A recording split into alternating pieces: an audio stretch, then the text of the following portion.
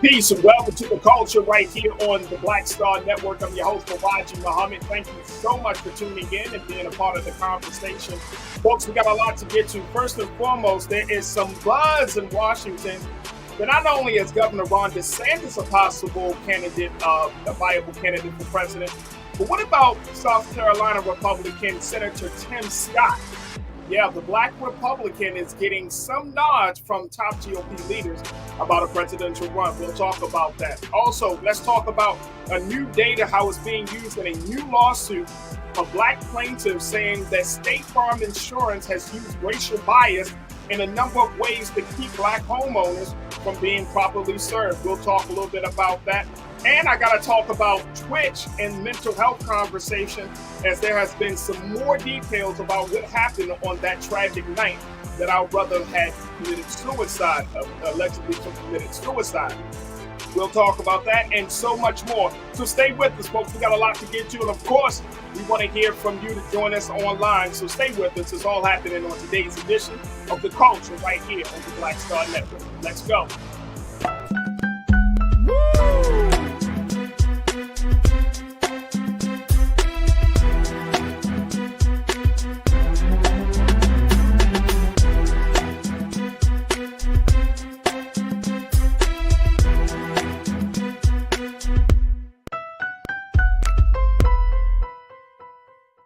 All right, folks, welcome to the culture here on the Black Star Network. I'm your host, Farajii Muhammad. Thank you so much for tuning in and being a part of the conversation. First and foremost, happy Thursday. That's right, happy Thursday, folks. And we're certainly glad that you're able to join us today. Get ready to join us in the conversation, as we got a number of discussions that are on the agenda today that I think it speaks to where we are right now on a number of issues. So let's jump right in, shall we? First and foremost, let's talk about this idea of Senator Tim Scott. Y'all know who Senator Tim Scott is, right? Oh, well, you say, well, who is he? Well, he is the few major Black Republicans that hails from South Carolina that is showing that he may be, and there's some talk about it in Washington, according to Politico and some other reports, that he may be a viable candidate for president. Senator Tim Scott may be a viable president for a viable candidate for president. Wow. Now, considering the field of potential of contenders here for the big seat, you know, there has been much talk around Governor Ron DeSantis of Florida joining in. There has been some talks of maybe some other possible larger national GOP leaders, but Senator Tim Scott presents a different perspective that the GOP could grab from the bench. If we put this in a sports analogy, folks, the bench is not too deep, but he could be a game changer. Here's what folks at Politico had to say about the senator when they looked at the weight that he carries within the Republican Party. Take a look at this, folks. The South Carolinian has carved out a unique lane in the GOP, well liked by mainstream leaders like Senate Majority Leader Mitch McConnell, but never publicly at odds with the Trump world, even when he's offered halted criticism of the former president. And as the only Black Republican senator, he offered his party a compelling chance to build on its long-running effort to boost diverse candidate recruitment by further appealing to Democratic-leaning constituencies. Woo! Here he is, folks. Trump who? GOP senators rave over a potential Tim Scott presidential run. Now, folks, I'm going to just share with you also what a couple of people are saying. Lindsey Graham, who has been a Trump supporter from the very beginning, even though not from the very beginning, but I will say since President Trump was in office, he was a Trump supporter. But he likes Senator Tim Scott. He said that Tim Scott will, quote, bring something to the table on day one, and adding that his South Carolina colleague has one of the most compelling stories of any Republican out there. Politico also went on to say that Scott's not personally chatty about the prospect of a 2024 presidential run, declining to talk, but his Republican colleagues are buzzing about his massive re-election victory this year, rising national profile, substantial fundraising hauls, and cross-country travels for other candidates, and they're happy to talk him up. Oh my goodness. Now, I didn't, you know what? It's so funny, folks. And I want y'all to join me for the discussion. Post your comments in our YouTube chat, Facebook chat. Folks, post in our as we're streaming live on Black Star Network. But this, out of all the conversations that we've been having about potential GOP presidential candidates, Tim Scott, I'm a little embarrassed that I didn't even say it. Like, think of like, wait a minute, hold on. They can go deep down the bench and they can pull Tim Scott out because guess what? I mean, we know he's a Black Republican senator. We know that. I mean, we know that of his involvement from the George Floyd Police Act, Justice for Policing Act, and how he kind of just bumbled and he didn't stick to his promise on that. But that's to Black America. But what about to the GOP? Did y'all remember seeing him? Have y'all ever, and if you have never heard him spoke, I mean, he's passionate. He's been on this train of thought, I would say, of trying to make the GOP more diverse. He's been always, every time he speaks of his family's history and why he has become a Black Republican, right? He doesn't seem to mind being out there, kind of being the poster child for this level of the GOP using him as a way to bring more Black folks, bring more diversity to the party. So I'm personally thinking to myself, like, man, Senator Tim Scott. Now, Ron DeSantis, we could talk all day about him. We could talk about the crazy things that he's done, but we could certainly talk about the fact that he is a person that has been in political office for years in Florida. So he understands the dynamics of Florida politics, but to cross over into the national stage is a big cross. But Tim Scott for the GOP. What do y'all think about this? I want you to share your thoughts, post your comments, and let's jump right into it, because I personally had to really digest on this one. All right, before we take our first pause, let's go to a couple of our comments from our online culture crew. Shalinda kicking us off this afternoon. Shalinda, good to hear from you. You said Tim Scott is just another yes man. He's a company man, Shalinda. Shalinda, he's a company man. But guess what? That's what the GOP needs at this time. Trump was not a company man. Trump is a Trump man. But the GOP right now, to bring some stability back to the party, they need a person that's going to be a company man, a yes man. Shalinda, thank you so much for your thoughts. Appreciate you.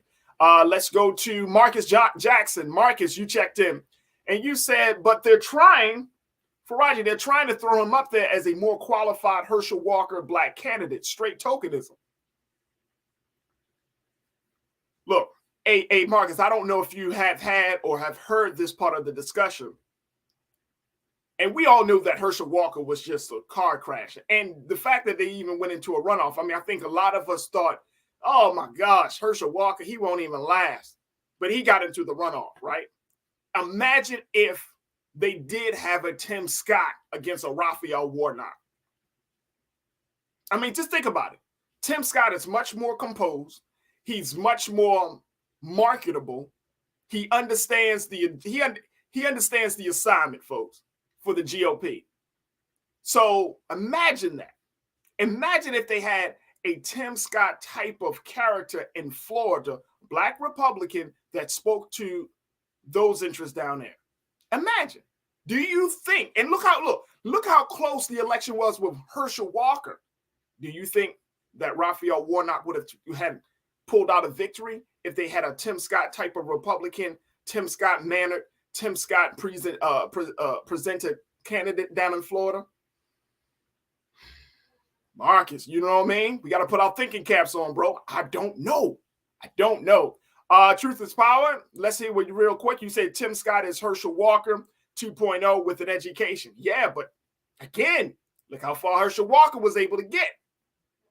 Look how far he was able to get. Look, I got to take a quick pause, my first pause of the show. When we come back, more thoughts around this. I'm going to share with you some more details of why the GOP may be considering the South Carolinian for a presidential bid. Stay with us. That discussion's up next here on The Culture on the Black Star Network.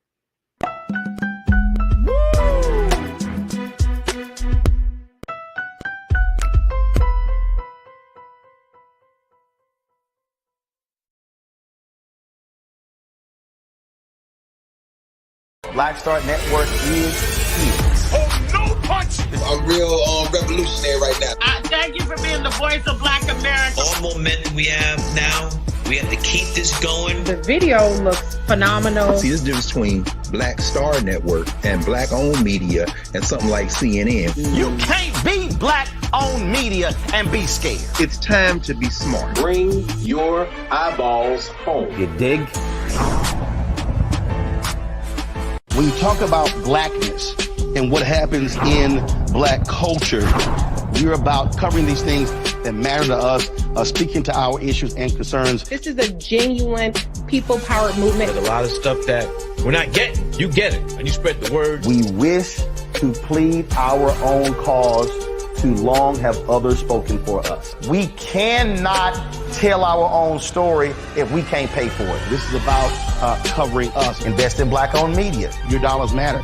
We don't have to keep asking them to cover our stuff. So please support us in what we do, folks. We want to hit 2,000 people, $50 this month, raise $100,000. We're behind 100,000, so we want to hit that. Y'all money makes this possible. Check some money orders. Go to P.O. Box 57196, Washington, D.C. 20037-0196. The Cash App is $RM Unfiltered. PayPal is R Martin Unfiltered. Venmo is RM Unfiltered. Zelle is Roland at RolandSMartin.com.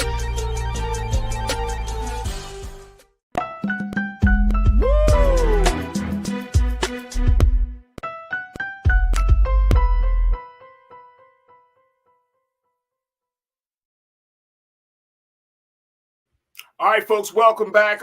We have been talking about the prospect, the idea that is floating around Washington, especially among the GOP, about presidential candidates. Look, guys, look. Didn't I say the moment that these November elections would end is the beginning of the conversation about the presidential elections? We all know that. GOP is on it. Now, they're floating out some ideas publicly. So the Democrats have to, I'm sure the Democrats are taking notes of this, but they're already looking at a certain type of person. So Ron DeSantis, everybody's been talking about him. But what about the possibility of a Tim Scott, Senator Tim Scott, the only black senator? He's a Republican. He's from South Carolina. When you hear him speak, he speaks of a certain level of, I would say, and some of you already said, tokenism. And I don't think he minds being, I think he already knows that, but I don't think he minds being that because he still has the ability to stand on his own 2 feet. He still comes across as a man who makes his own decision. Now, I'm just talking about based on presentation. I'm not talking about what the policies that he has voted for and the policies he stands against. I'm just saying to the presentation, he comes across as being a very marketable alternative, especially as a black Republican. He comes across as being very marketable. And so I'm just throwing it out there to you as our online culture crew. What do you think if the GOP is starting to say, okay, we have a Ron DeSantis. We know which school of thought he's coming from. But Tim Scott, we bring him off the bench. He has a national appeal. He's still, he hasn't had any real issues with the Trump people. I mean, even though he spoke against the former president, he still is able to, he got the support of the top GOP leaders who wouldn't mind putting their weight, their political weight behind a man like him. What do you think? Join us in this conversation as we're talking about, is Tim Scott a viable GOP presidential candidate? Viable one. Y'all want to hear what I have to say about it?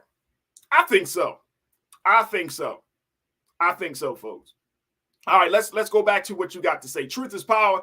You said we should have had Cory Booker. We should have had Mandela Barnes. We should have had Val Demings. We should have had Cheryl Beasley. But until we learn unity and voting, our numbers here we are. Okay. Good point. You want something? Truth is power. I get you. And they may come up in the presidential conversation. I don't know. I don't know if it really is in their best interest if they could not get a seat on a statewide level, if it's in their best interest to go for the presidency. You know, maybe Cory Booker, maybe. You know what I'm saying? But for Val Demings, Cheryl Beasley, I think here's my take on this. If you can't win your state, right? I don't see, and y'all can correct me if I'm wrong on this. This is just me thinking, like, if you can't win your state, how will you plan to win the country? That's how I'm thinking. Now, I may be wrong, but in my understanding of how politics go, like, you really do need that push, that momentum from your state, because people see that. We can name a number of candidates that have ran for the big seat, right? Then they come out of the state place, you know what I mean? A state position. It's easier. You can get the momentum. You can speak to your experience. You could talk about, you know, working with both on the state side and working with the federal government side. I mean, it's just an easier case when you coming from the state as a state legislator, as a state lawmaker, as a state political official versus no one who has never held state experience. You might not even held local experience, but you want to talk about jumping into the presidential experience. That's a harder sell to the American people, which is why I think there are so many people that are talking about Ron DeSantis. He just won his second election. He won that re-election landslide. So there is momentum. At least people know that in a battleground state such as the state of Florida, boom, he can get Florida. That's the thinking. So with Tim Scott, with him being the person that he is, he's a state representative, and then at the same time, he's a part of Congress as a Black Republican and the only Black Republican senator. He's got some appeal, folks. I think he really got some appeal. All right, let's talk a little. Alana, you checked and you said Tim Scott is a viable candidate. He resonates with his base. And guess what, Lana? You think, and you know what I'm about to say, Lana, just like I know what I'm about to say. His base isn't just with GOP. His base actually is Black folks within the Democratic Party. When there is the conversation about us, you know, joining the party to kind of infiltrate the party, or for us to join the party to redefine the party, well, guess what? You're going to have to go through Tim Scott. You're going to have to go through Tim Scott. Right now, he is the model Black Republican. Hate to say it like that, Tim, but that's what it is. We're going to have to see how he moves. And how he moves, now everybody's going to start to see even more, even scrutinize it even more. So to your point, Lana, yeah. Marcus, Corinna, you checked in and said Tim Scott thinks he has a chance at POTUS. What you said? Ha! With the failure of one caricature, I highly doubt the GOP is willing to take that chance again. I thought so too. But did Herschel Walker really fail? Come on, y'all. Come on.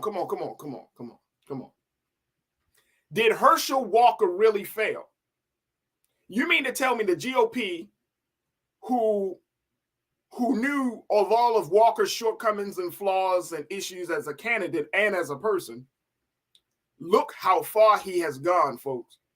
I mean, that election was a nail-biter between him and Raphael Warnock. So was it really a failure, or was it an exercise to see where people was going? if you had that many people, and I think the numbers was like 1.6 million people in the state of Georgia, excuse me, who voted for Herschel Walker in spite of all of the other stuff that happens and that happened in his life, was it really a failure? Or was it a test? Because like I said, if you were to put a Tim Scott type of a candidate in Georgia against Raphael Warnock, who do you think would have won? Who do you think would have won? All right, Willie, appreciate you, Corinna. Willie, you checked in and said in order to get the black vote, you have to connect with the culture. Tim Scott doesn't. True, but guess what? Tim Scott can talk about how he can speak to the pain of being black as part of the system and how he's looking. He can redefine himself. Essentially, that's what I'm saying, Willie. You will know it and I know it. He can redefine himself in some way, shape, or form. He won't get a majority of blacks. Trump, for example, didn't get a majority of blacks. He just needs just enough to get him over.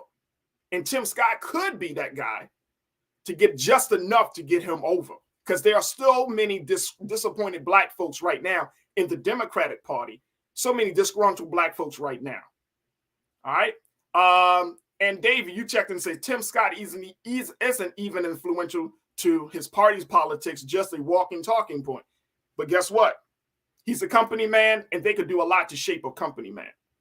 They can do a lot with the yes man. You can shape him. He still has a powerful story. His grandmother being raised by his grandmother, coming up through, Jim Crow and all of those things. He's still got a powerful, compelling story. He does have the support of Mitch McConnell and Senator Lindsey Graham. He put enough money behind him. His story could sound real pretty. Now, to us, we might say, man, he don't connect with the culture. But this is politics. You could redefine who else hell, if you could take a man like Trump and make him into a viable presidential candidate and then he becomes president, you mean to tell me you couldn't do the same thing for Tim Scott with enough money and resources behind him? This is going to be interesting in 2024. Look, I got to take another pause. When we come back, let's switch gears, talk about national politics, to talk about what's going on with black homeowners, as a new study has shown that there's racial bias that has been used and discrimination that's been used by State Farm Insurance, and how some plaintiffs are using it as part of a major lawsuit against the insurance company. Stay with us. That discussion is up next with Dr. Jason Nichols here on The Culture on the Black Star Network.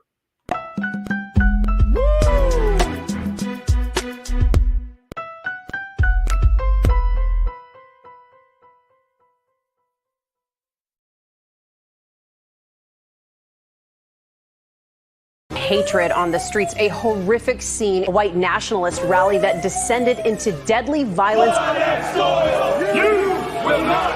White people are losing their damn minds.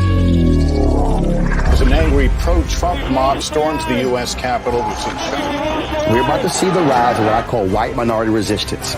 We have seen white folks in this country who simply cannot tolerate black folks voting. I think what we're seeing is the inevitable result of violent denial. This is part of American history. Every time that people of color have made progress, whether real or symbolic, there has been what Carol Anderson at Emory University calls white rage as a backlash. This is the rise of the Proud Boys and the Boogaloo Boys. America, there's going to be more of this. Here's all the Proud Boys, guys. This country is getting increasingly racist in its behaviors and its attitudes because of the fear of white people. The fear that they're taking our jobs, they're taking our resources, they're taking our women. This is white fear.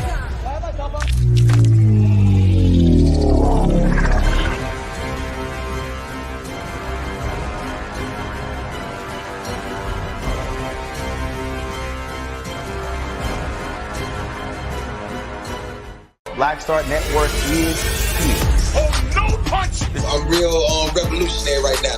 Thank you for being the voice of Black America. All momentum we have now, we have to keep this going. The video looks phenomenal. See, there's a difference between Black Star Network and black-owned media and something like CNN. You can't be black-owned media and be scared. It's time to be smart. Bring your eyeballs home. You dig?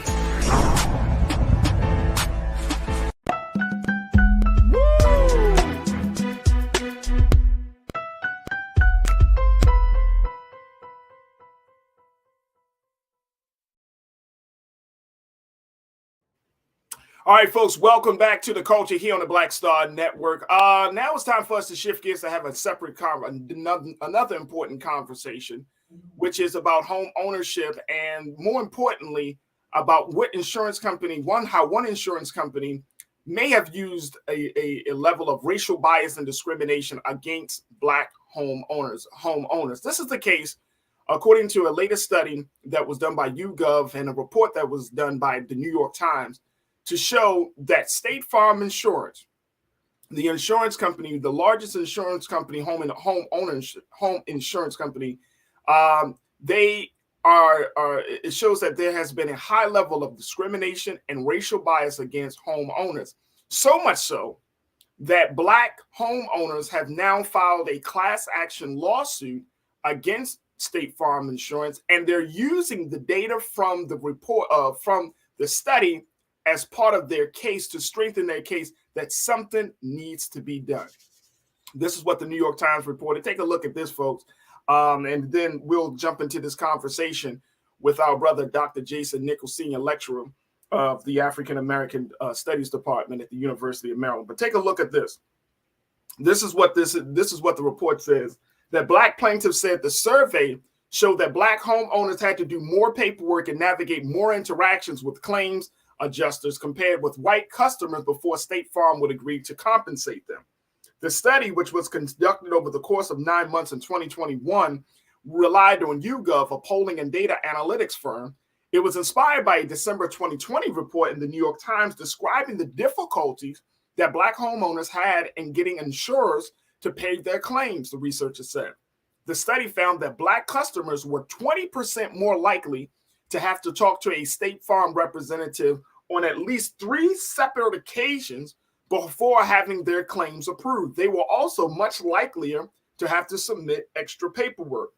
The Times report noted that although plenty of Black homeowners had stories to tell about their treatment by insurance companies, take a look, the absence of publicly available data made it difficult to evaluate whether individual cases amounted to a pattern of discrimination, largely because insurers keep information about their claims secret.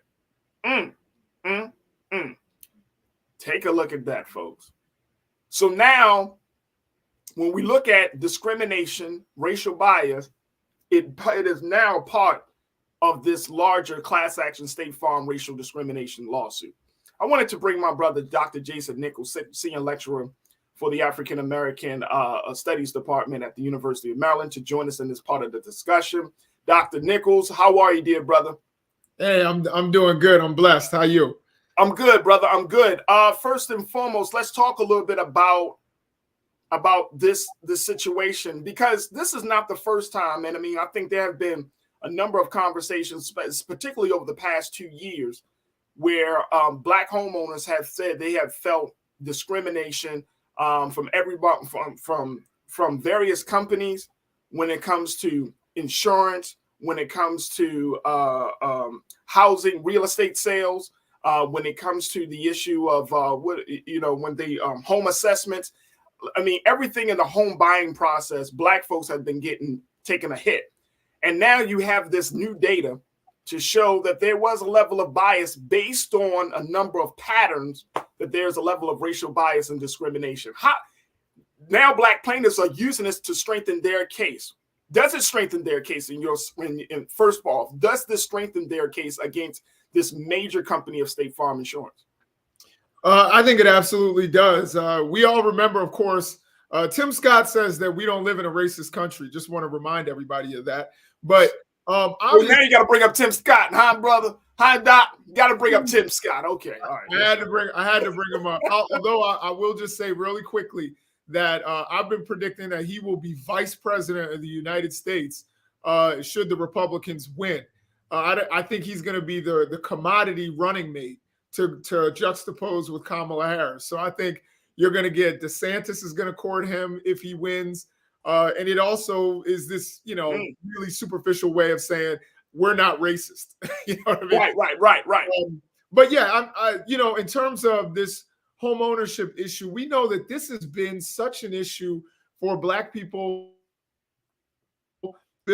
accrue wealth for so long. And we've seen recently with, of course, you referenced the fact that people's the value of their homes has gone up and down, as much as $500,000, $500,000 based on the perceived race of the owner. So again, this has been an issue, but it's not just home ownership. It's if a pipe bursts, these companies, we know that insurance companies are oftentimes can be predatory anyway. They want you to pay in, but they don't want to pay out. But we know that this is just establishing that there is a pattern of trying to abuse Black homeowners. So you get through the first hurdle, which is home ownership. We know that about only 40 some odd % of Black people are homeowners as opposed to 70% of whites. And we know that that is the primary way of accruing wealth. You can't inherit. I can't pass on to my children my income, but I can pass on wealth, and wealth comes in assets. And the largest asset that most of us will ever own is a home. So you get past that in a home, but of course, as any homeowner can tell you, there's always something that happens. Like There's always, like I said, a pipe leaking, a water heater breaks, and you pay insurance for these types of things. And or you live in Florida, there's a hurricane, but yet they're making Black people go through these extra steps to try to literally tire them out. And sometimes, people will have to sell their homes. You got mold in your home because of a flood or something like that. You may actually have to sell your home and sell your asset. So this is something that is predatory. And I hope that these homeowners actually do get their just due with this lawsuit, with this data coming out. And I think it does strengthen their case. Now, this is interesting. A couple of things. Here's what some of the key metrics that the researchers of this report looked at. They looked at measurements like the number of interactions that claimants had with State Farm representatives, the length of time it took for a payment to be made after a claim was filed, and the amount of extra paperwork that State Farm asked for before agreeing to pay a claim. One of the plaintiffs in the case, she made this very point that you got to jump through all of these hurdles, so you got to do this extra paperwork. But to take them, like you just mentioned, through all of these extra steps, it's almost like the insurance company not just want to tire Black folks out, they want to act like we don't believe you. So tell us your story once again. Then you get to the next person. Tell me the story once again until they find some discrepancy or some issue with that. And if you could speak on that, Doc, like what does that do for Black folks, particularly who are first-time homeowners, particularly young families? You got to go through all of this. Is a big company. This ain't no mom and pop shop here. Right. This is the same company that has a Black man, Jake from State Farm, as their pitch man for State Farm Insurance. And you got a Black man as the face of State Farm, but you're treating Black folks greasy. Yeah, I thought that was Allstate that had the Black guy. But is that Allstate? Yeah, I think that's Allstate. No, that's Jake from State Farm. No, Allstate got the other. Allstate got what's his brother? That's Allstate, man. He got the the one with the deep baritone voice. Yes, you're in good hands with. They got a Black man too. Yeah, it's funny. Jake from State Farm with the tan khakis and a red shirt. Oh yeah, right. Yeah, I think it's interesting as a consumer, and Black people feel this oftentimes, where it goes from an insurance claim to an interrogation, and Black people are oftentimes subject to this. There's actually a sociological phenomenon called everyday racism. And this is part of it. So you go to the doctor's office, the doctor is not really paying attention to you. He's not listening to you. He gives you, kind of the cold shoulder. Then you go and you have an interaction with the police and they treat you like you're a suspect. And then you have interaction with your insurance company that you pay. You pay premiums every month and they treat you like you're a suspect. That is everyday racism, and it is tiring. And there is literal research that says that it's detrimental to Black people's health. When you over and over and over again, when you feel like you're being interrogated, you feel like you're not being trusted, you're not being treated like your neighbor would be treated. That literally weighs and wears down Black people. And it's something that we've been going through for a long time. But again, as I said, you know, Tim Scott will tell you that's not racism. Racism, you know, we're not a racist country. Absolutely. He'll tell you all these stories about Jim Crow, but then say it's not racist. Right. Which is crazy. Look, I got to take a quick pause. When we come back, when we come forward, we're going to continue the conversation with Dr. Jason Nichols. We want to hear from you. What's your take on this latest piece of news around State Farm Insurance and using it? That's a study to show that there's racial bias and discrimination for a class action lawsuit against the insurance company. Share your thoughts, and we'll continue the conversation on the other side. You're tuning into The Culture on the Black Star Network.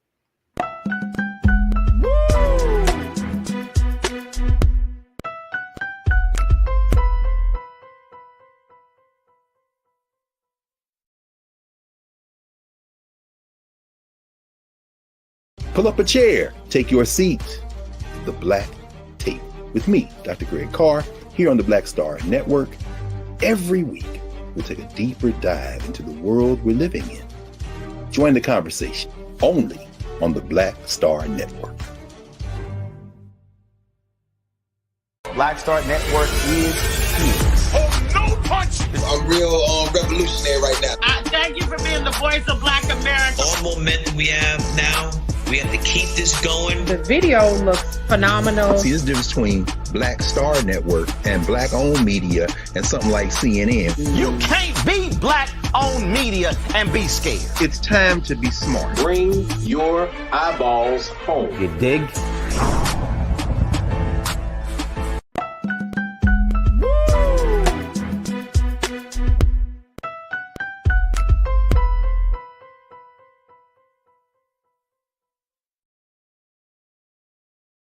Folks, we have been talking about the State Farm discrimination lawsuit. This is a lawsuit that was brought on by a number of Black plaintiffs across the country representing over six states when they brought a lawsuit saying that the insurance company has practiced racial bias and discrimination in getting home loans, insurance claims filed to insurance claim paid. And as a result of that, they're saying that there is some systemic racism, racial bias, and discrimination that's done right now. And as a result of that, of course, State Farm is saying, no, we're not doing that. We're just trying to cross our T's and dot our I's. But according to a new study, racial bias and discrimination is a common practice when State Farm engages with its Black insurance owners.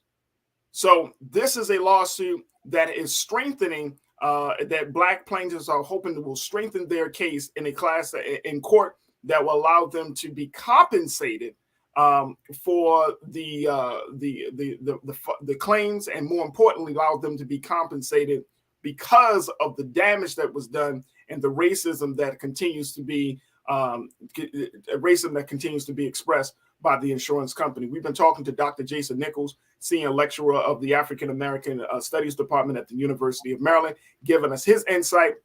And we certainly want to hear from you. Join us in the conversation. Post your comments in the chat on YouTube, Facebook, and the Black Star Network, and let's continue to have the discussion. All right, Doc, I want to bring you back into it. Let's hear from a couple of people. Lana checked in and said, look, the criteria for a FEMA loan is predicated by the outcome of insurance claims. So government loans are even tied to the racist insurance claims.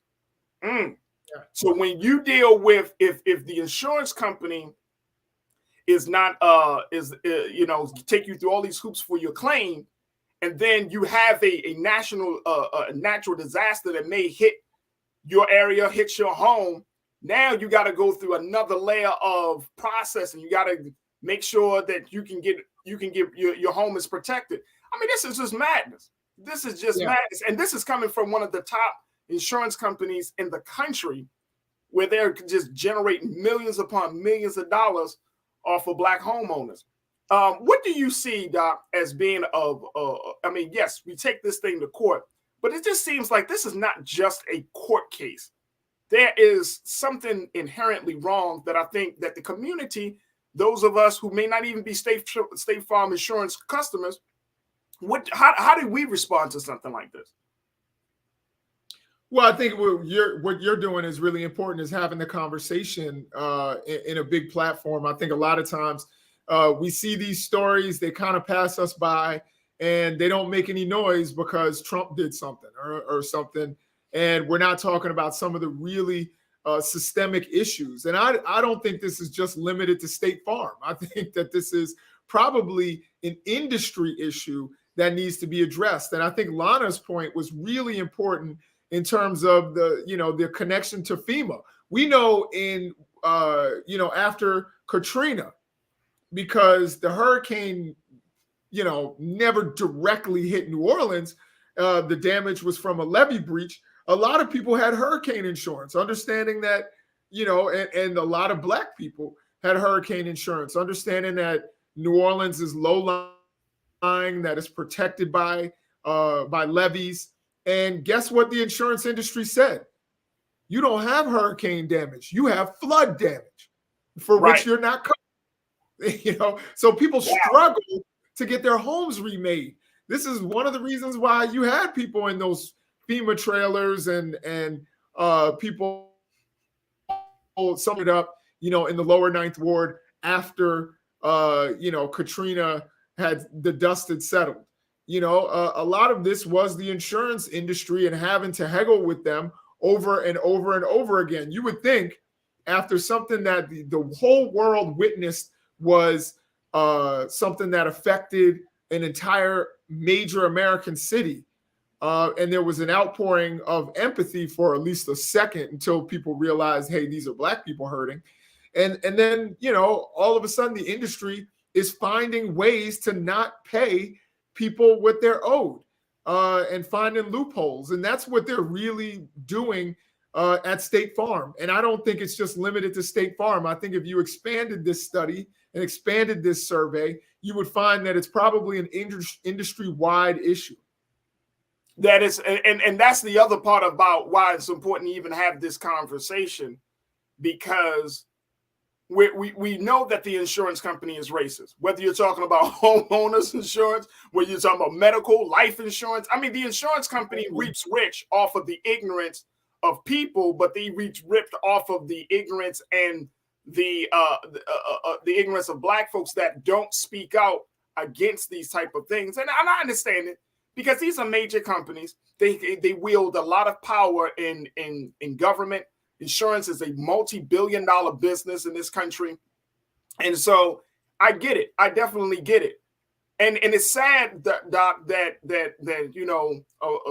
the New York Times, a newspaper, has to bring this thing to light, because the other part of it, and I mentioned this earlier, is that insurance companies have all of these files. They have these complaints, but they're not necessarily required to open them up to the public. It's not until these these complaints are brought to the public space through another public institution like the media, where people finally get to hear the real story. But the insurance companies know. It's not like they're completely, we didn't know. You do know. As detail oriented and as I would just say as detail oriented as these insurance companies, they go down the list. Black, white, Asian, Latino. They look at your area code. I mean, your zip code. I mean, they can tell if you are in the Black neighborhood or if you're in this neighborhood or that neighborhood. The other part about this, for example, and they mentioned this in the report, in the New York Times report, that white insurance claims are settled within less than 3 interactions with State Farm representatives. Yeah. They are settled. So you can't run from that. You cannot run from that. They say men lie, women lie, numbers don't. You can't run from the data. Yeah. And I think, this is something we've seen in lots of different industries. But the other thing is, it could go even farther, in terms of these long interactions and all of that. Not only can they tell what neighborhood you live in, they can judge by your name. If I see Farajii Muhammad, right? They can judge, by the sound of your voice on the telephone. Right. There are lots of different circumstances where people get a racial cue and they act accordingly. So, they hear, you or me speaking on the phone and they're like, oh, that's probably a brother. They have extra questions to ask. Right. So I think that this is, something that, they have the control. They have the data. They understand all of this. And, they hide behind this kind of race neutral stuff. Oh, we don't know about the race. Oh, all of that. Same thing the banking industry did with home loans. Right. It seems like every couple of years, Wells Fargo's paying out $10 million in Philadelphia. Wachovia is paying this company or this group of people in another city. So, I mean, all of this, again, with this kind of race blind, race neutral approach, none of it is really race blind and race neutral. And we know that Black people oftentimes get the short end of the stick. The industry has the ability to police itself, but chooses not to because they get more in their bottom line by trying to deny people their claims. And the interesting thing is, a lot of Black people might not know, hey, I didn't get, I was treated poorly. And then another person across the street might have been treated poorly, but you don't know until, media outlets like this actually bring this kind of stuff out into the fore. And that's why I shout out Farajii. Absolutely. Absolutely. All right, Karen Connor. Karen, you're my sister checking in from LA. You said, I've been in the insurance industry for 34 years. Homeowners must consult other agents for an independent review of their coverage and insurance carrier claims practices. Don't seek the cheapest. So Karen is saying we need to look at some alternatives. Don't just stick with the big houses, but you do need to have an independent review. And I like that idea, Doc, that if you have an independent review, you can really see like the clean glass next to the dirty glass.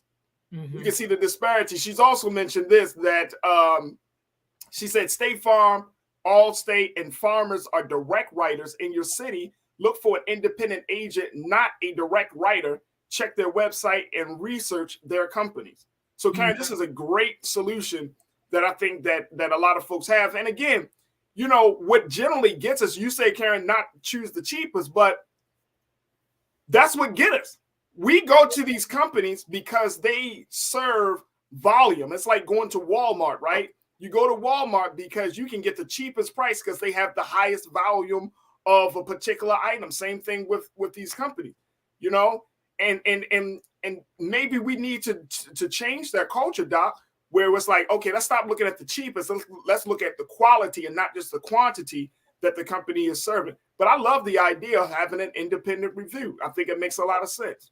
Yeah, and I think that's the, that is the product of African Americans having less wealth, having less disposable income, having all of those, the economic disparities that we suffer from. Sometimes we have to choose, the cheaper option.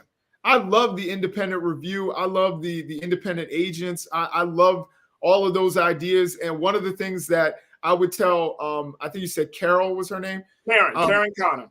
Karen is, you need to start a website. You know what I mean? You need to make, one of the things that you can say is, I'm an Karen, and start a website, that gives this kind of information, or an app or something. And, I think Black, but also I think there's an information deficit about insurance, because I wasn't aware of that, and I'm a homeowner. I wasn't aware that you can have an independent review of your claim, and have them look at that. So I think that it's those are the kinds of things that the kind of knowledge that needs to be out there, and we need industry insiders that can actually do that. So for the good of our community. Absolutely, Karen. I know that you tuned in. You got 34 years. We trust you. We trust your credibility, sis. We trust your credibility. Absolutely. Look, I got to take another quick pause. When we come forward, we're going to switch gears a little bit and have more conversation. Let's talk about this national conversation about mental health in the light of the suicide of our brother Stephen Twitch Boss. Stay with us. That conversation is up next here on The Culture on the Black Star Network.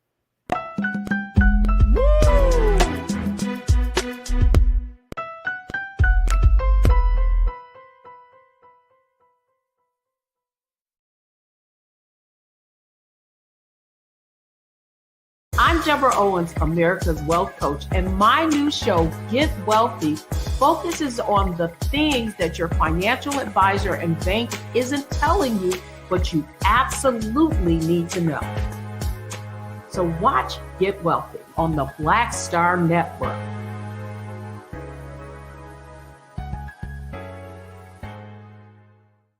Black Star Network is here. Oh, no punch! I'm real revolutionary right now.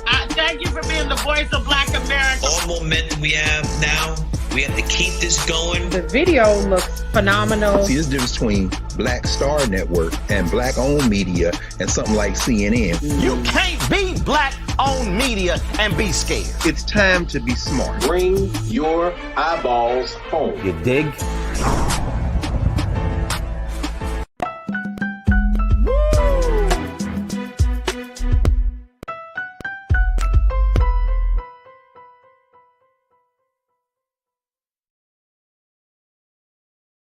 Folks, welcome back to The Culture here on the Black Star Network. If you missed the first hour of conversation, make sure you check us out in the replay.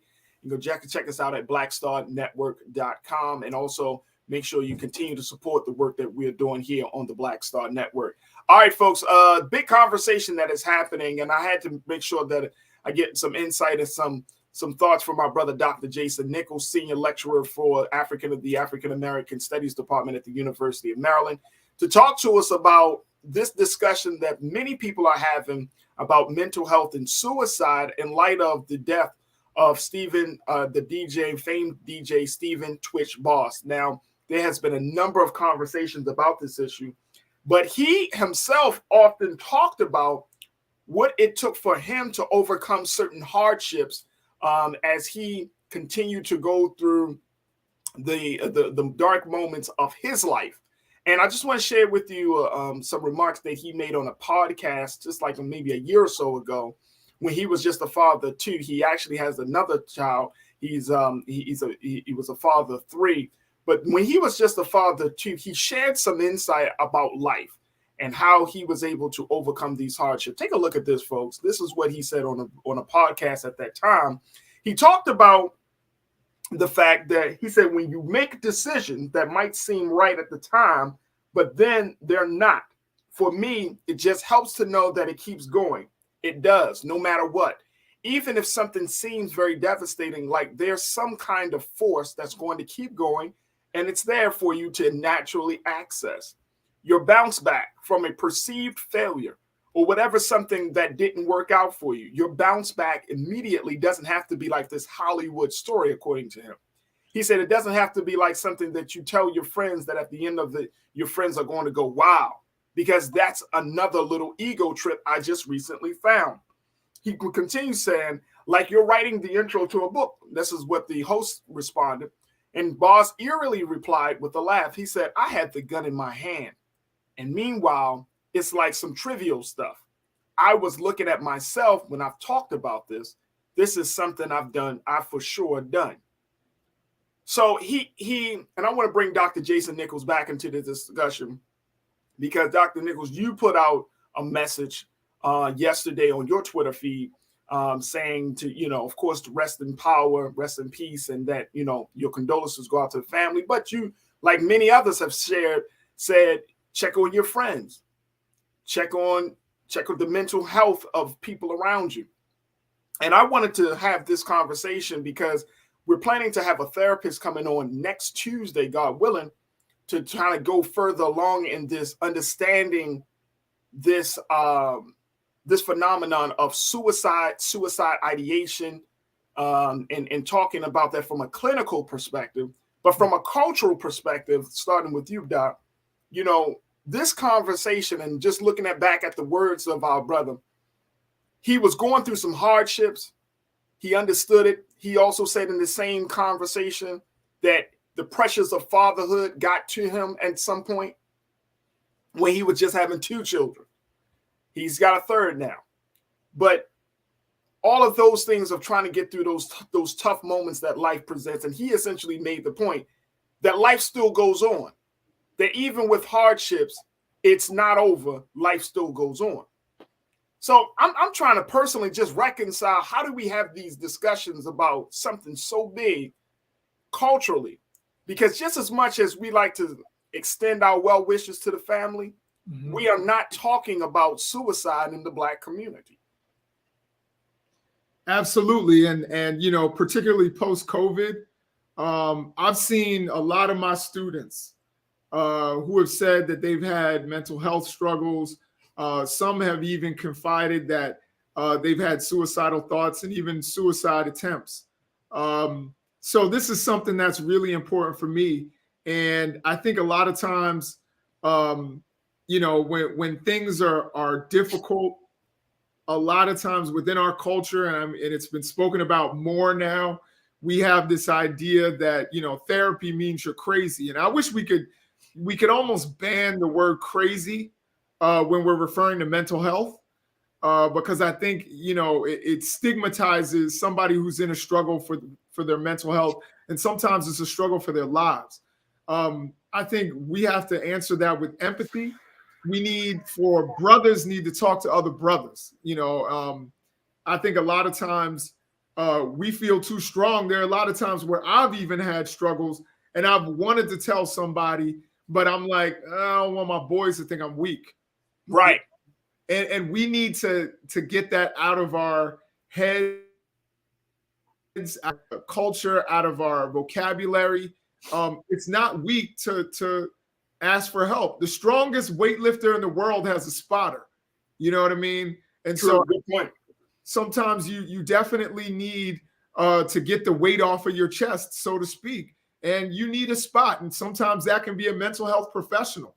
Sometimes it's a friend, and, you know, whomever. I would say, you know, lean toward the professional if it feels really like it's going to be really serious and it's really causing you a lot of pain.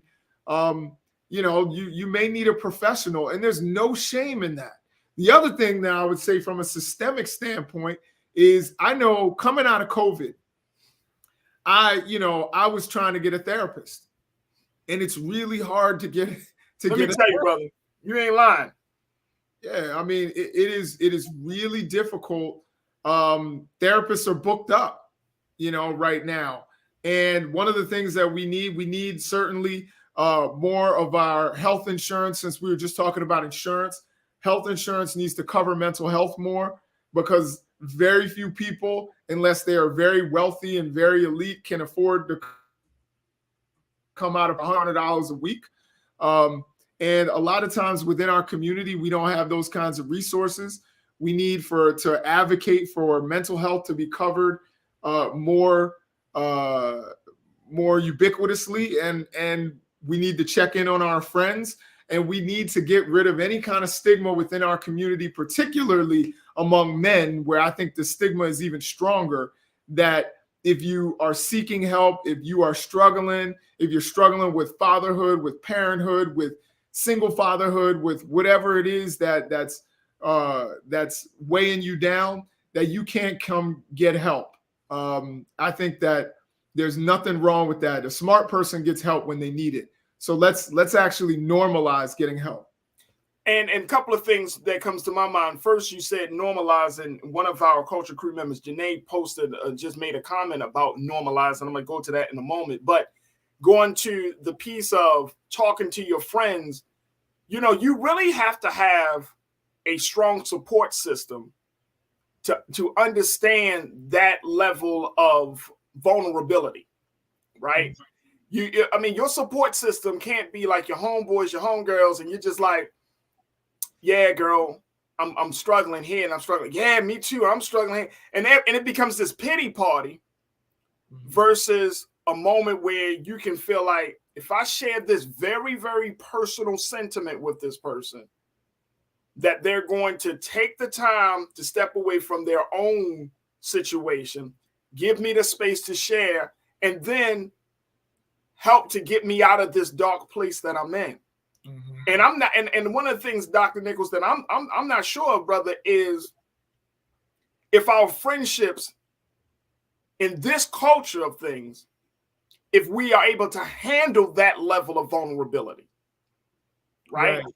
That's one of the concerning parts. Like if your friend, and I'm just saying, Culture Crew, if one of your close friends came to you and started talking about suicide ideation, where they're basically idealizing what life would be, what the earth would be without them present, could you handle that? Right. Can we really handle that, right? And that's one of the big, I think we need to have that part of the conversation. The other thing is, we can't talk about check on your friends and family, right? You want people to talk about suicide, but we still haven't even talked about other trauma that has affected us, whether it could be sexual trauma or some other form of trauma. Like, and I'm saying this as a group of people, as a culture, like, do we really, we got to work through that part of the conversation. If I can't tell you about something that happened to me 20 years ago that was traumatic to me, how can I expect you to handle something that I might be thinking for the past 30 days? Right. Absolutely. I agree 100%. We have to normalize these discussions. We have to validate people's feelings. These are things that I think culturally we need to do. And we also need to normalize just the normal check-in. I can tell you there were times where I've been struggling and a friend has just called me out the blue and been like, "Hey, Jason, how you doing?" And no reason, not like, "Yo, let's go watch the game" or anything. It's just like, "Hey, how you been? You were on my mind." And you'd be shocked how far that goes when they know that they were on your mind out of nowhere. Right. That it was that you were thinking about them for some reason. A lot of times it makes them feel less alone. I mean, we look at Twitch, he had millions of followers, he had money, he had fame, he had a beautiful wife, he had beautiful kids. We look at that and we're like, yo, he had talent. We're like, man, he's got it made. But he was still struggling. Same thing with the kid, what was it, Jet Jackson? Who? The young kid who was on Nickelodeon or whatever. Yeah. Yes, sir. Well, handsome young guy. Yeah. And I'm looking at that kid. I'm like, man, he was on television. I think he was currently on television. It wasn't even like he was, like he had fallen off. We're talking about somebody who was working. I think he was on Rizzoli and Isles or some show. And he was doing all these things and his career was looking up. And he still was feeling like he was alone and like he was hopeless. And I think sometimes just reaching out and saying, "Hey, how you doing, man? I'm here if you need me." That can go a long way. So we definitely need to also normalize vulnerability, particularly among Black men. Like, it's okay to be vulnerable sometimes.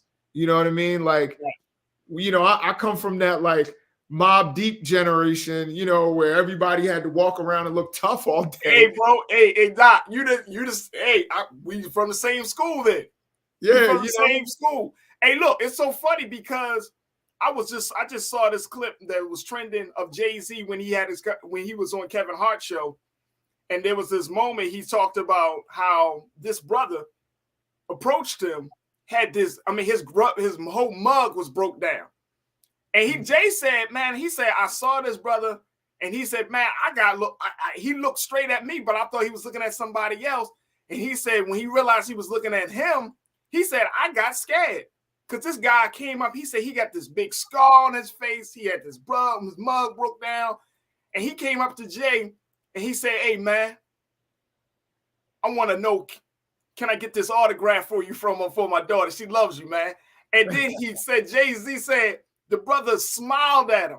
And he said, man, he had this big smile on his face. He said, but that just goes to show me that this man had to present himself to the world the way he did because of all the pain and everything. He approached another black man, even though he was asking for just a simple autograph.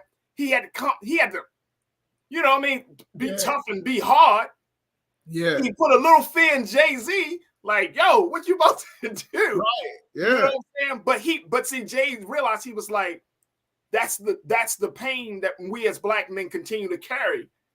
You know what I mean? When you grew up in the 80s and the 90s, that's the pain. Like, everybody had that mug broke down.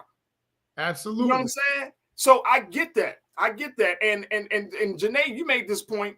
And then we're going to take another quick pause. But Janae, you made this point to say, here's the blind side. We are trying to normalize checking on one's mental health, mental wellness. There's resources around, especially to those who are better connected than when they speak good. Well, it's not real. So there are some resources around. You're absolutely right, Janae. And you do have people who are connected. And look, people, and another one of our culture crew members said this, Dr. Nichols. Catherine said, people don't want to expose their own demons. You can check on your friends and family, but if they are not willing or are not able to express it verbally, it will not work. So to Catherine, to Janae's point, you could talk and say, hey, I'm just checking on you. Everything good? You all right? But if somebody said, I'm good, I'm well. What you gonna go deeper? No, are you really good? Are you really well? I mean, we don't do that.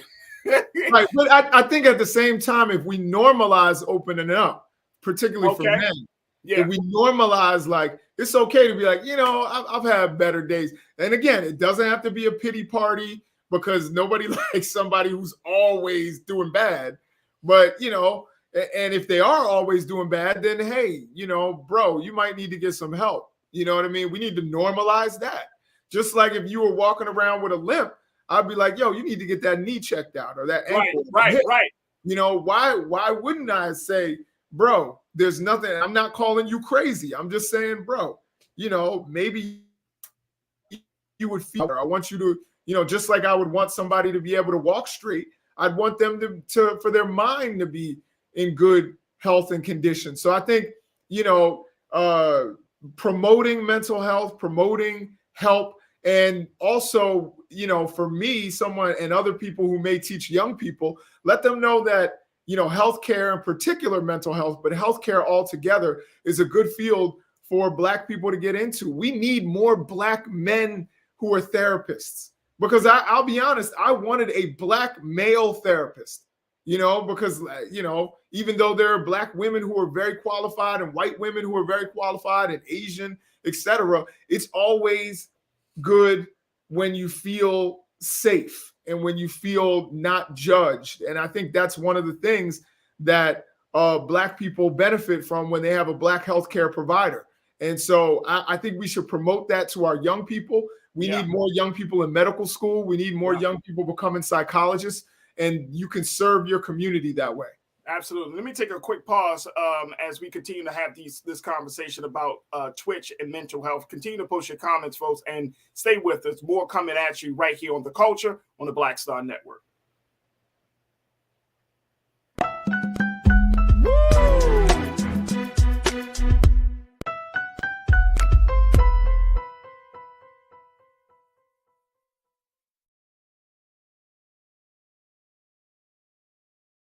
Hi, I'm Dr. Jackie Hood Martin, and I have a question for you. Ever feel as if your life is teetering and the weight and pressure of the world is consistently on your shoulders? Well, let me tell you, living a balanced life isn't easy. Join me each Tuesday on Black Star Network for A Balanced Life with Dr. Jackie.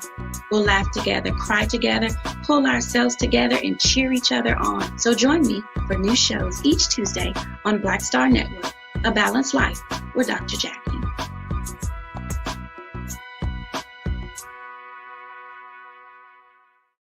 Black Star Network is here. Oh, no punch! I'm real revolutionary right now. Thank you for being the voice of Black America. All momentum we have now, we have to keep this going. The video looks phenomenal. See, there's a difference between Black Star Network and Black-owned media and something like CNN. You can't be Black-owned media and be scared. It's time to be smart. Bring your eyeballs home. You dig?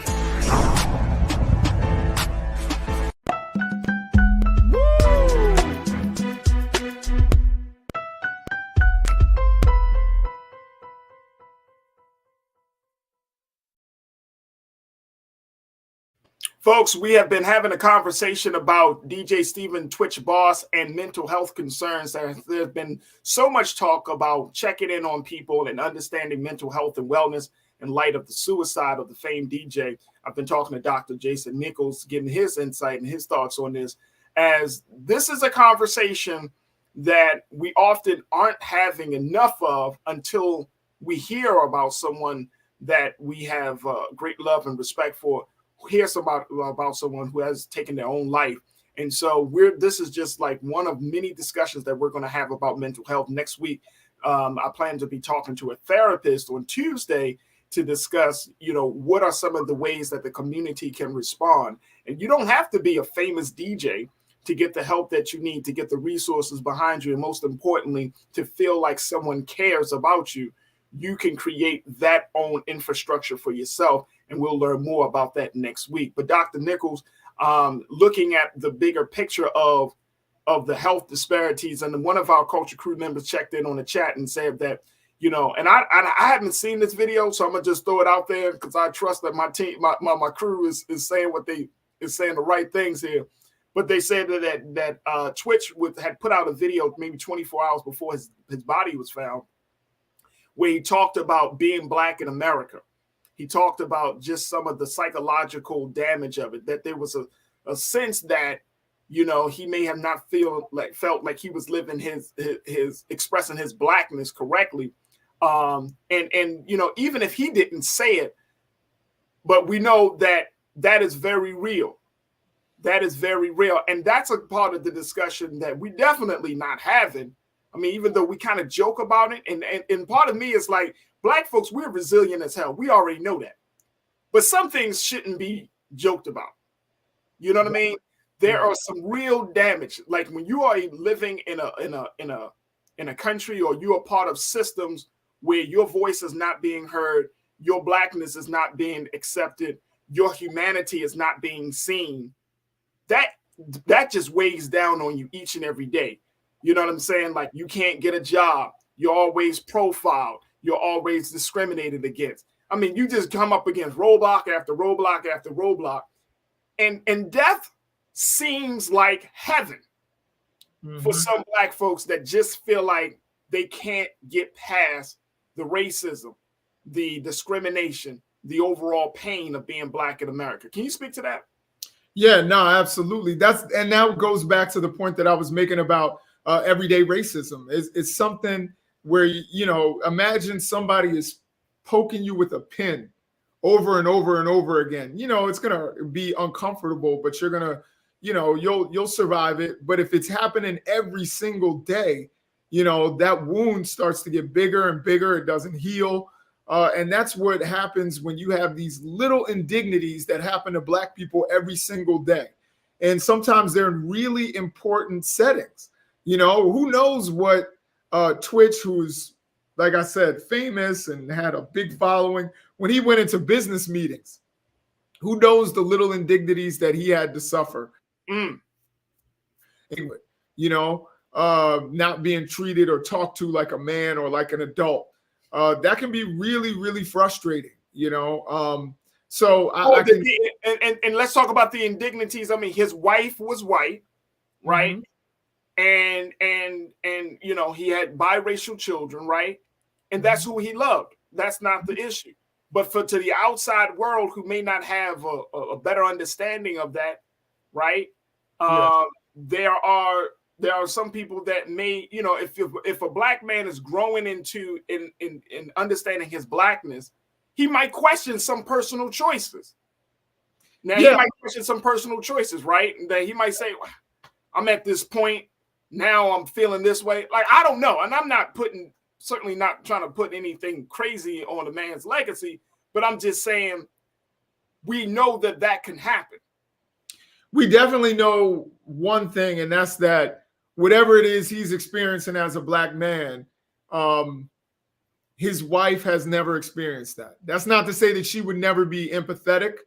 That's not saying that she didn't love him and care about him and listen to, but she didn't necessarily, she's never lived it in the way that, another black person would, which is why I think you have to, expand your tribe, you know what I mean? And make sure that you have people who can kind of, empathize because they've seen some of the things that you experience, but I think, questioning some of his choices, I think that's something that anybody who is having suicidal ideations is probably experiencing. They're probably all experiencing, like, did I make the right life choices?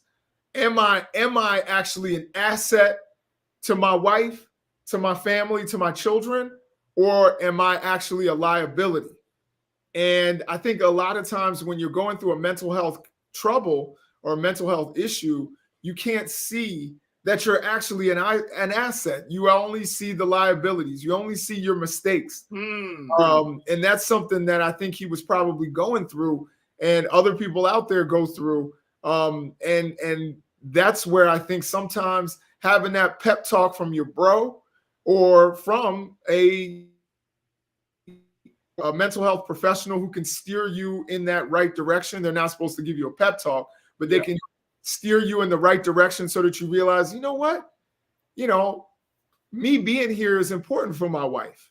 Right. Being here is important for my kids. I can actually help them. They're actually going to be hurting worse if I'm not here, and I think that is the disconnect that a lot of people experience. And it's a shame that it ended this way for him, but hopefully, this will be a watermark or a watershed, moment in Black mental health, where we start to really say, hold up, we really need to pay attention to this. Absolutely. Absolutely. And Doc, and Doc, I want to get your take on this because there's another element of this, and I just saw this today, and I was like, kind of going back and forth whether I should even bring it up into the conversation. But after I talked to a couple of a source of mine, they're saying that this may be the other thing. One of the things, and this is one of the big details that has emerged, he checked into a hotel 24 hours before his body was found, right? Like the day before his body was found. There is no, as of right now, there has been no talk of any type of suicide note or any type of letter.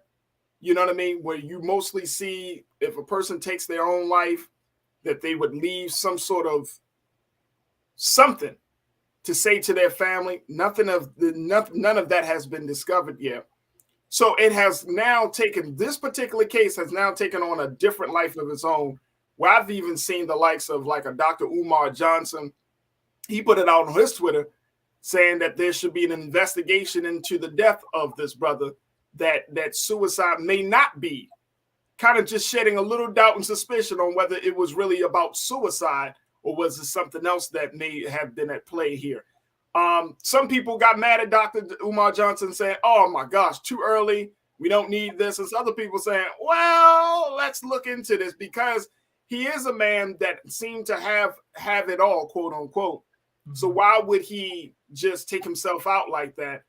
And I'm just wanting to kind of get your take on this. Like, how do we should we even go down that line of trying to see if there was some other cause at play? Because this doesn't look like your quote unquote your typical suicide, especially without that, that final note. Well, I think one of the things about Dr. Johnson and what he's doing right now is he's kind of grasping at straws. I don't think there's a whole lot of evidence or even, conspiracy that would say, maybe we should look at that. But I do think any time that there's a violent death, there has to be an autopsy. And if something comes out of that autopsy that looks a little strange, I don't know what it could be, maybe he's left-handed, he gets shot in the, on the right side of his head or something like that. where it might raise suspicions, then yes, definitely we should look into more. But right now, I think it looks like he had a caring, loving spouse who went to the police, who realized that he had left without his car or anything like that. He checked into a hotel himself. And, you know, of course, there's probably camera footage of him checking in. If the camera footage shows he checked in with somebody or anything like that, then yeah, investigation. But right now, it seems like Dr. Umar is kind of grasping at straws and looking for a conspiracy where there's really no kind of indication that one exists. But definitely there should be, you know, all of the normal protocols. When you commit suicide, there is an autopsy. They don't just say, hey, it's suicide. You know, they look into it. And that's definitely should happen in this case. Yeah, I would agree with you, brother, because, you know, when I saw that and I saw how some people have ran with it. And, you know, every time you have a suspicious death, right?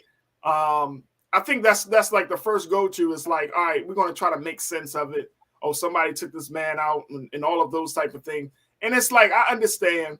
I definitely understand. I just don't want that to be the talking point, right? To supersede the fact that we need to have some real conversations about mental health and wellness in our community, right? Right. So I'm hoping that the autopsy will reveal something definitive rather than just opening up the doors to a Pandora's box of, you know, anything could have happened. And it's just sad, man. It's really, really sad. And it's like, this is part of the culture that we live in, Doc, where in this day and time, if you are a high profile, especially if you are a Black entertainer, you're working in so many different spaces and you die suddenly at the quote unquote top of your game, there's always going to be some talk that some foul play may have been the reason for your death. And I don't know if that's really helpful for the culture or not. I mean, it's certainly understandable to think that way, but at the end of the big scheme of things, I'm not sure if it's helpful. Right. Yeah. And, you know, I've seen some of the conspiracies as well. Some people have said that maybe he had lost his savings in the FTX collapse, so that he was depressed. That's been a theory that people have. You know, I don't think that this helps his family. I don't think it helps his wife, who's got 3 relatively small children to take care of by herself. I think right now we should just, you know, show an outpouring of love. And if something else pops up, you know, then you can explore it.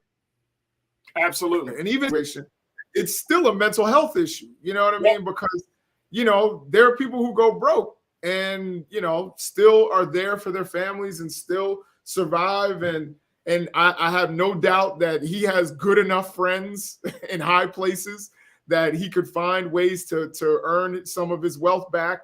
And he would have been okay. But obviously there was a deeper issue there. And that's the conversation that we need to be having as a culture and as a people. Absolutely. Dr. Jason Nichols, Senior Lecturer of African-American Studies at the University of Maryland. Doc, it's always a pleasure to have you on. Thank you so much, dear brother, for being on with us. Thank you for being so good for the culture. Absolutely. Thank you, my brother. Absolutely. Absolutely. All right, folks, we got to take a quick pause. When we come forward, more conversation. Stay with us. It's The Culture on the Black Star Network.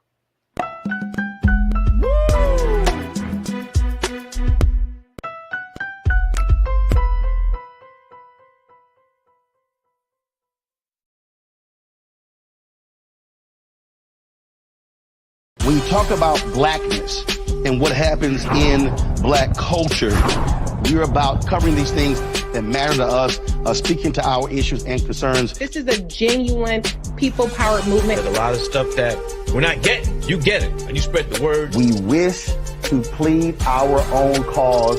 Too long have others spoken for us. We cannot tell our own story if we can't pay for it. This is about covering us. Invest in Black-owned media. Your dollars matter. We don't have to keep asking them to cover our stuff. So please support us in what we do, folks. We want to hit 2,000 people, $50 this month, raise $100,000. We're behind 100,000, so we want to hit that. Y'all money makes this possible. Check some money orders. Go to P.O. Box 57196. Washington, D.C. 20037-0196. The Cash App is $RM Unfiltered. PayPal is R Martin Unfiltered. Venmo is RM Unfiltered. Zelle is Roland at RolandSMartin.com. Black Star Network is here. Oh, no punch! I'm real revolutionary right now. Thank you for being the voice of Black America. All momentum we have now, we have to keep this going. The video looks phenomenal. See, there's a difference between Black Star Network and black-owned media and something like CNN. You can't be black-owned media and be scared. It's time to be smart. Bring your eyeballs home. You dig? Hatred on the streets, a horrific scene, a white nationalist rally that descended into deadly violence. White people are losing their damn minds. As an angry pro-Trump mob storms the U.S. Capitol, We're about to see the rise of what I call white minority resistance. We have seen white folks in this country who simply cannot tolerate black folks voting. I think what we're seeing is the inevitable result of violent denial. This is part of American history. Every time that people of color have made progress, whether real or symbolic, there has been what Carol Anderson at Emory University calls white rage as a backlash. This is the rise of the Proud Boys and the Boogaloo Boys. America, there's going to be more of this. Here's all the Proud Boys, guys. This country is getting increasingly racist in its behaviors and its attitudes because of the fear of white people. The fear that they're taking our jobs, they're taking our resources, they're taking our women. This is white fear.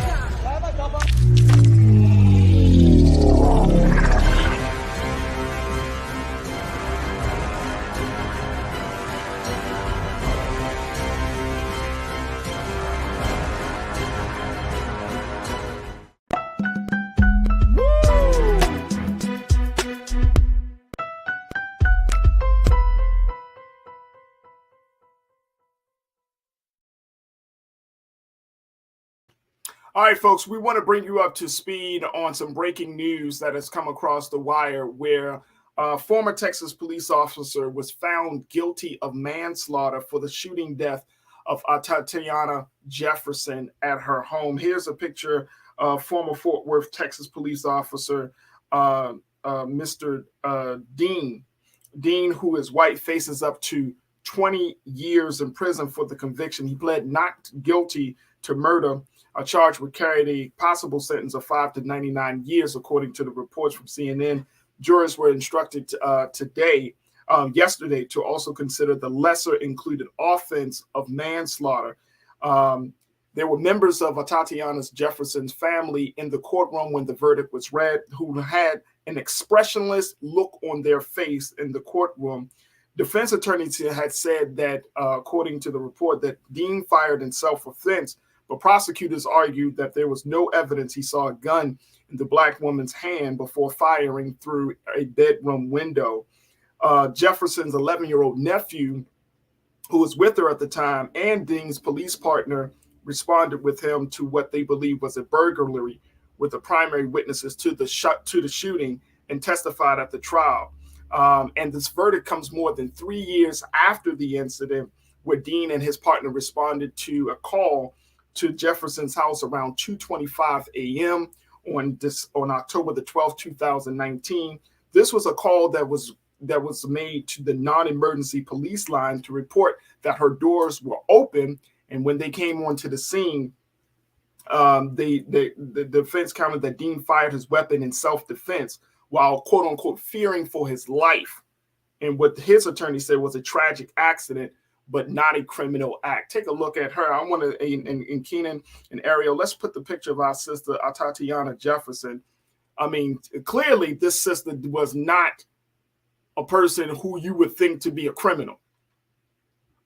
And, you know, if you notice here, and this is one of the many cases that Brother Roland has been covering on RMU, but take a look at her and then just let me know when we can, if we can get her picture up, because I just want to let folks see her face, her beautiful smiling face. And you know, for us here on The Culture, one of the things that, And I will just be for full transparency, making sure that we keep these conversations going, but we're having them in a different way. And I truly appreciate Brother Roland for staying on top of these cases, so many cases. That's our sister right there, Tatiana Jefferson, who was with her nephew during the time that she was shot and killed. And it's an unfortunate circumstance. Black women, we understand that Black women their cases, their voices are not heard, especially when it comes to, incidents with law enforcement. And so there may be some semblance of justice in this particular case with this verdict, but this is something that that the family has been kind of waiting for this unjustified killing of our sister, especially in her own home. And it's just a sad state of affairs. Folks, I'm going to give you an opportunity to share your thoughts with us as we have this conversation. If you want to share any comments or you want to just put anything out there into the universe, because that family of Tatiana Jefferson need our hearts, heartfelt sentiments, and our prayers. And getting this verdict may bring some level of closure to the family. I want to go to you as my culture crew. So many of you are checking in about this situation. Sandy, my sister, you checked in and said it's annoying at the least that the system made through sentencing get less time. Accident, right. Making her life less important because he wore a uniform. Yeah, absolutely. Lana, you said, never forget, we will always speak your name, Queen. Absolutely. Tatiana Jefferson. Let's say it with me. You don't like my music. You posted another no-knock warrant. Those have to be abandoned. Yeah. Abolished, excuse me. You said that. Absolutely, bro. Absolutely. No-knock warrants have to be abolished. Of course, we know that this is the situation with the Breonna Taylor case as well. DeAndre, you say, I'm going to put something out there, lock all these devils up. That's all I have to say about it. Yeah, it's understandable. And DeAndre, my guy, you appreciate you for sharing your thoughts. Love Big 41, you checked in and there should be murder. He should get the full 20. Yep, absolutely. Tiana, thank you, Love Big 41. Tiana, you checked in and said he's going to be held in protective custody and get out early unless the DOJ, Department of Justice, steps in for violating her civil rights. And it's always interesting, isn't it, Tiana, that we talk about violation of civil rights after the person has been killed. They talk about the civil rights conversation afterwards, not before, how civil rights was not even considered to keep that person here on earth. But afterwards, now we got to talk about that. Not to say that that's what you're doing, but I'm just saying that's what we've often seen in these cases. It's like now you can do the one lawsuit about gross negligence or, reckless endangerment, but then you have that civil rights lawsuit after the person is killed. McCole, thank you. Thank you, Tiana, for posting that. McCole, you checked in. You said our sister Tatiana was in her own home. She should have not been murdered. Absolutely. 2019, folks. Y'all know that. You know how things were going back then. And now we're 3 years later. Ming Lee, Natasha Serge, you said, note to self, never get on Shalinda's bad side. I hear that. McCole, but I appreciate you for saying that. And this just goes to show you we still got a lot of work to be done. There's still a lot of work that needs to be done in this whole process, because we can't allow certain cases to just die off. And more importantly, it's not just even the case. It's really about making sure that our sisters and our young Black men and anybody that's in the community, they can't be forgotten, man. They cannot be forgotten. Remember, I think it was just yesterday or the day before, we talked about how they're doing that George Floyd Racial Justice Memorial and Healing Center in Minnesota. And, we want to, there has to be a place. And I'm really hoping maybe the Biden administration are thinking about this. Maybe the Department of Justice can do something like this.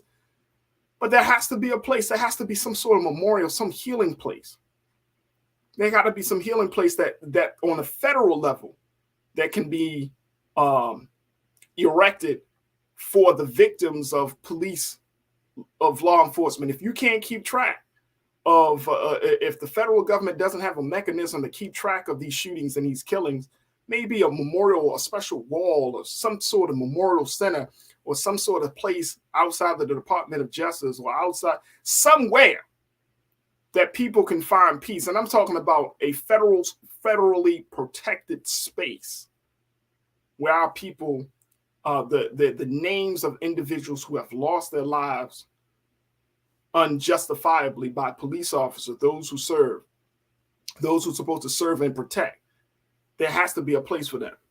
Lana, you said also, I'm over lawsuits. Our value is getting devalued by lawsuits. No money is worth any Black life. You're absolutely right. Absolutely right. And I don't think it's good for the culture for us as Black folks that we always think it's about the lawsuit, the money. Because if it was, God forbid, if it was one of my family members, or God forbid it's one of your family members, right? But any one of us can be affected just in a drop of a dime, but it wouldn't be about the money. It wouldn't be about the money. Willie, you checked in, you said no Blacks was on the jury. The prosecutor did a great job. Wow. Wow. Wow. Marcus, you said this is about protecting and preserving our human rights before they're violated. That goes back to that civil rights conversation. Absolutely, Marcus. I'm with you 1,000%, brother. Let's talk about protecting and preserving our civil rights before we get shot and killed. Not afterwards. And then we're talking about, oh, we got to have a civil rights lawsuit. Well, damn, I can't enjoy it. I can't enjoy my civil rights because I'm not here. They can't enjoy it. Absolutely. Ramona J, you checked in and said, rest in peace, Tatiana. Tatiana, the dispatcher must provide accurate and detailed information. Oh, woo. Ramona, go ahead. It makes me think back to our little brother, and his name escapes me, but his case, remember a couple of years ago, and I think it was in Cleveland, where there was the call, and they said that there was a little Black boy in the park, like a neighbor had called saying there was a boy in the park playing with a gun. And it happened to be a plastic gun. But the police rolled up on the scene and within less than 3 seconds, jumped out the car, shot him, and killed this little brother. Tamir Rice, thank you. Thank you, Conscious Thought. Tamir Rice. I'm telling you, I'm so sorry. It's just so many cases. You like, whoa, the names. And that's why I said we got to keep up with the names. Because unfortunately, there's so many names that you start to be like, well, let me go back to this case and let me go back to that case. So you're right, Tamir Rice. But it was the call. It was that 911 dispatcher call, right? They went through that call, and remember the controversy around like what was described during that call. Well, I think it's a gun. I think the way he's playing with it. No 12-year-old boy is going to be flipping a gun. And I mean, come on. One Adam 112. Adam, you said we need to end qualified immunity. Now, absolutely. This is the law, the policy that allows police officers to be protected. Excuse me. This is a policy that allows police officers to be protected within their role. So they're not held liable. Qualified immunity. Absolutely. That's absolutely. Look. And so we want to just acknowledge this. We wanted to share this news with you, acknowledge it. I'm sure Brother Roland is going to continue to talk about this and the implications of it. But look at our sister right there, Tatiana Jefferson. Hopefully this will be just part of the process to bring some sort of justice and healing to the family. And I hope that Mr. Dean gets all that he needs to get in making sure he get the book thrown at him. He has to do the full time and be held all the way responsible for the killing of our beloved sister. We got to take a quick pause. When we come back, more of the culture. Stay with us. It's the culture on the Black Star Network.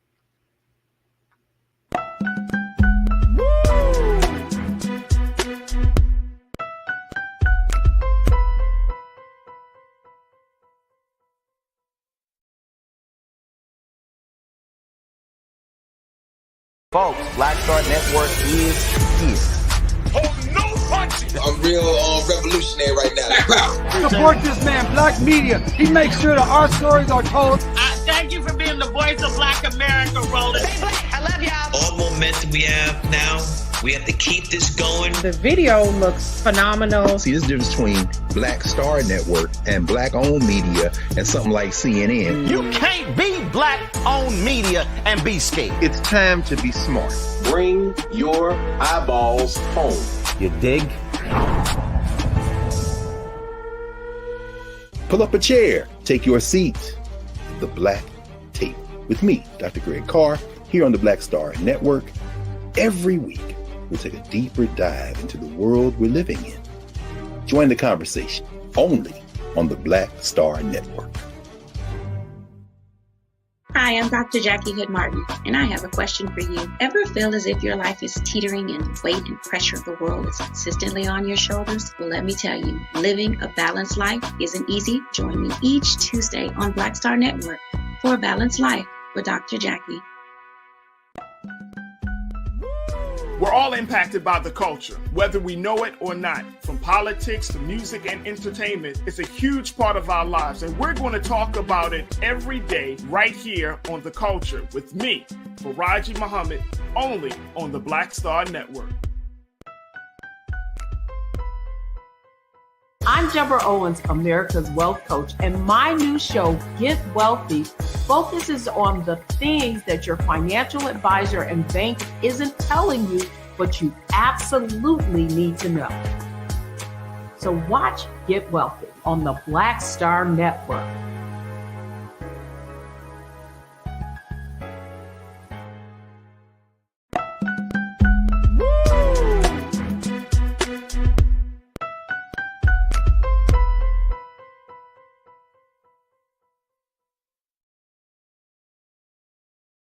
All right, folks, for our final news topic, we wanted to share something in the show on a high note. And it's always a joyous occasion when one of our great civil rights leaders, one of our great leaders, and one of our, just the visionaries and luminaries is given the credit that is necessary and is due. Well, this is the case for our brother John Lewis. Y'all know who brother John Lewis is, who talks about making sure that you get into good trouble. Well, our dear beloved brother is now being honored by the United States Postal Service. And in an announcement that was made earlier this week, the USPS said they're now going to be making available next year the John Lewis stamp. Take a look at this, folks. This stamp, of course, is going to be a way to celebrate the life and legacy of our dear beloved brother. And that's a beautiful picture of him. The new stamp will honor the civil rights legend, John Lewis, and the icon, John Lewis. And according to a statement from the United States Postal Service, how John Lewis, they're going to celebrate the life and legacy, who risked his life to protest segregation and other injustices in the violent Jim Crow South. According to their statement coming from USPS, they say that he was devoted to equality and justice for all Americans. John Lewis spent more than 30 years in Congress, steadfastly defending and building on key civil rights gains that he had helped achieve in the 1960s, even in the face of hatred and violence, as well as some 45 arrests. Lewis remained resolute in his commitment to what he liked to call good trouble. 45 arrests, 30 years of service. And I want to say, folks, that, when we look at civil rights leaders, I know that there are many different schools of thought out there about how Black people in this country can get to a place of liberation, how we can get through a place of freedom, justice, and equality, right? But there's good in all of our great ones. You may not always agree with their strategies. We may not always agree with the tactics, but that does not mean that they don't have something to offer to add to the eventual progress of Black people in this country. And one of the things you cannot take away from John Lewis is that as a young man, as he stood on that Edmund Pettus Bridge, and he was being beaten down on that Bloody Sunday demonstration, and he, as a young man, had made the decision that he would give his life for the cause of civil rights for Black people in this country. He made that decision. He stayed committed to that decision. And that decision brought him to the place, from the bloody streets of Selma, Alabama, to the halls of Congress. He always stayed committed to that decision.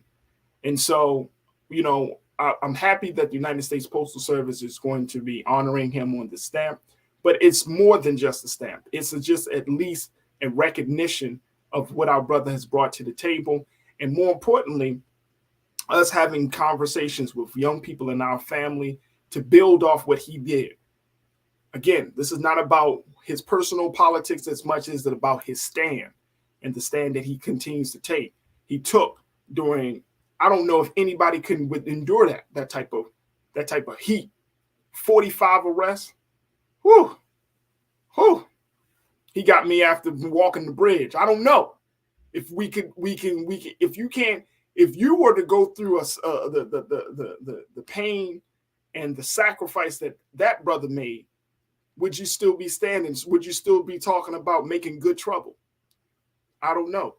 So every one of our people have something of value to give to the liberation of Black folks. So, you know, again, we want to give a big shout out to John Lewis, continue to lift his name, and to continue to not only just celebrate his life and legacy, to study it, and to take the good things, the things that we may agree, and even taking the things that we may not disagree about, but to study it, to have a better understanding of how we can take this journey, this path, our people to the next level.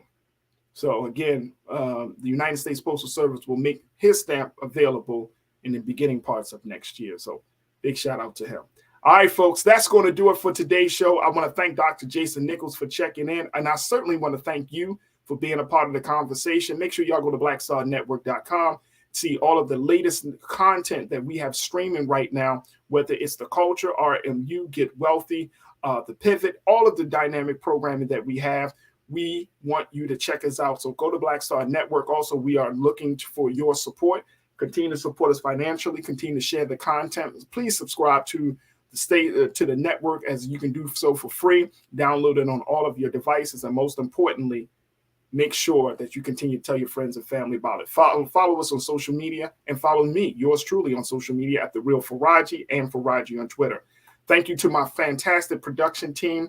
Stay tuned. Up next is Rolling Martin Unfiltered at 6 p.m. As always, never be afraid to challenge what's wrong. Stand for what's right while being yourself in the process. God willing, we'll talk tomorrow for another exciting and informative edition of The Culture right here on the Black Star Network. Have a great afternoon and evening. Peace.